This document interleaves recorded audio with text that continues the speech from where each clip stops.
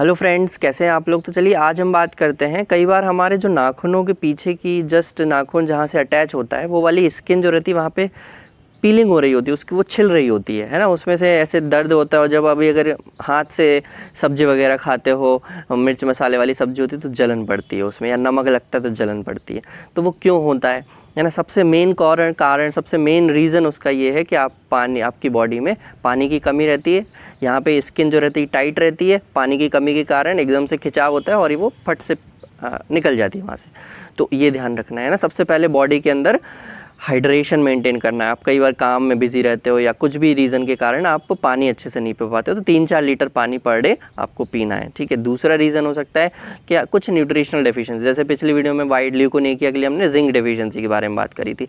यहाँ पे vitamin B12 deficiency हो सकता है, विटामिन B कॉम्प्लेक्स जो होता है वो डेफिशिएंट हो सकता है, बायोटिन मेनली डेफिशिएंट हो सकता है, और जिंक भी यहाँ पर आता है ना। जिंक के साथ में अगर ब्रिटल नेल्स होते हैं, बाल झड़ रहे हैं, है ना, नाखून एकदम कमज़ोर हो गए तो जिंक की डेफिशिएंसी आपको हो सकती है। एक बार डॉक्टर को दिखा करके सप्लीमेंटेशन स्टार्ट कर सकते हो। या फिर खान पान में सुधार के लिए जिंक का यही है कि आपको पंपकिन सीड्स खाने हैं, काजू किशमिश खाना है, काजू बादाम जो रहता है उसमें आपको जिंक मिल जाएगा।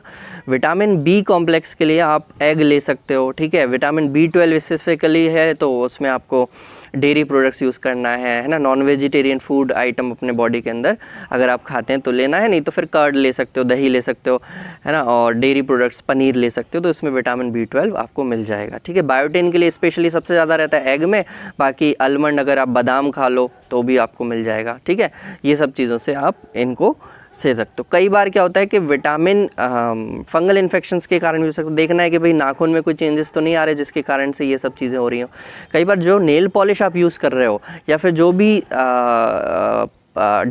कॉस्मेटिक प्रोडक्ट आप मॉइस्चराइजर हो सकता है उससे एलर्जी हो, इसके कारण से ऐसा हो रहा हो, तो ये ध्यान रखना है कि अगर आपने बदला हो और एकदम से ये सब चीज़ें होने लगी हो तो उसके बारे में ध्यान रखना है, ठीक है।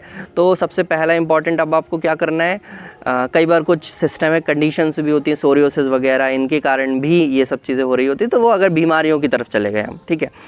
अभी मेनली जो मोस्ट कॉमन कॉज होते हैं, एक तो ड्राइनेस रहता है, हाथ अगर ड्राई रहते हैं तो आपको क्या करना है, मॉइस्चराइज़र जो आपको सूट करता है वो आपको लगाते रहना है, बार बार मॉइस्चराइज़र लगाइए, है ना। पानी बहुत ज़्यादा पीजिए, पानी पीते रहिए। कई बार हम क्या करते हैं, बहुत ज़्यादा हॉस्पिटल्स में हम लोग डॉक्टर्स स्पेशली स्प्रेट, क्या गवर्नमेंट हॉस्पिटल में बहुत अच्छा वो सैनिटाइज़र अवेलेबल नहीं होता, प्राइवेट में जाओगे तो पिंक कलर का खुशबू वाला मिल जाएगा। गवर्नमेंट सेटअप में हमें कई बार स्प्रेट से ही काम चलाना पड़ता है, तो उससे भी ये सब चीज़ें हो सकती हैं। तो ये ध्यान रखना है कि अगर आप बहुत ज़्यादा सैनिटाइज़र यूज़ कर रहे हो तो भी ड्राई स्किन हो जाएगी और स्किन पीलिंग होने लगेगी। तो मॉइस्चराइज़र करिए, पानी पीजिए और कुछ जैसा फूड बताया वो